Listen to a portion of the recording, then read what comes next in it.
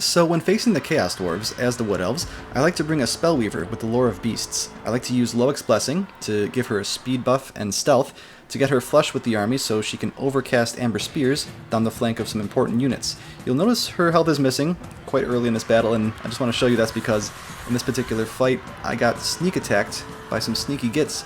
They dealt a ton of damage to her. I was quite surprised, but pretty funny. Anyway, back to the Amber Spear from stealth down the flank of these heavy armored and expensive glaives. That's why I like to bring the Lore of Beasts along with the Eagle Summon. You just gotta be careful if the enemy has a Sorcerer-Prophet because they have the Chalice of Blood and Darkness, which means if you cast a spell within the 35 meter AoE, they will get a really nice heal. I just want to show you a weird interaction, demonstrating against some AI right now because I don't have the original replay saved, but notice how I'm on the Prophet's unit card, and as soon as the Spellweaver goes to cast the Amber Spear, the Chalice procs for him, before the magic missile is even sent out. And she is well out of that 35 meter effect range, so that shouldn't be happening. This also happens on the Footweaver. As she begins to cast her spell, from all the way over there, the Sorcerer-Prophet gets his Chalice proc. And weirdly enough, while the Weaver's on a horse, the interaction seems to happen normally.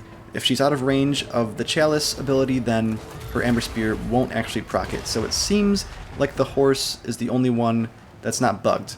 Or so I thought, because I tried to replicate the Footweaver cast one more time, and this time this interaction was also correct. Out of range, no ability proc. So I'm not a QA tester, but all I know is sometimes this affects Amber Spear, meaning it probably affects other spells too, which is a big deal because the Chalice is a really big heal.